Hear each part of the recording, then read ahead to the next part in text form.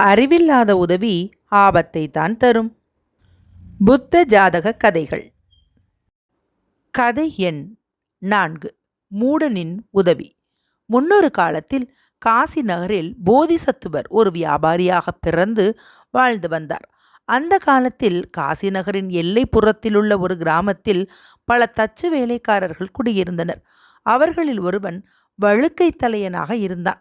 அவன் தச்சு வேலைக்காக ஒரு மரத்தை பார்வையிட்டு அதில் வேலை செய்து கொண்டிருக்கும் போது அவனது வழுக்கை தலை பித்தளை சட்டியைப் போல பளபளவென்று மின்னியது. அதனால் ஒரு கொசு அந்த வழுக்கை தலையின் மீது ஏறி உட்கார்ந்து குளவியைப் போல கொட்டியது.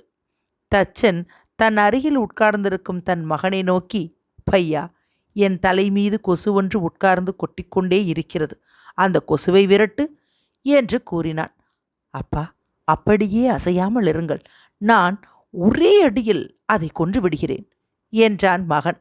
அந்த சமயம் போதிசத்துவர் ஒரு வியாபாரத்திற்காக அக்கிராமத்திற்கு வந்து அந்த தச்சனின் கடையில் தங்கியிருந்தார்.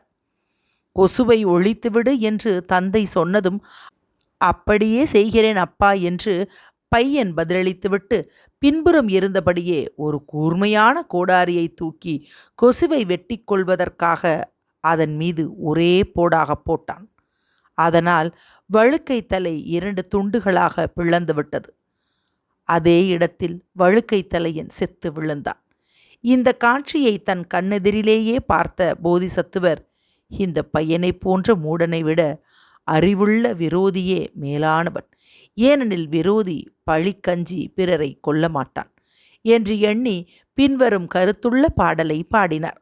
அறிவுள்ள எதிரியை விட அறிவில்லாத நண்பர்கள் மிகவும் மோசம். கொசுவை கொல்ல தந்தையின் மண்டையை பிளந்த தனையனைப் பார். இவ்வாறு பாடிக்கொண்டே போதிசத்துவர் எழுந்து வேற்றிடம் சென்றார். வழுக்கை தலை தச்சனின் பிணமோ உறவினர்களால் புதைக்கப்பட்டது. மூடனின் உதவி கதை நிறைவுற்றது.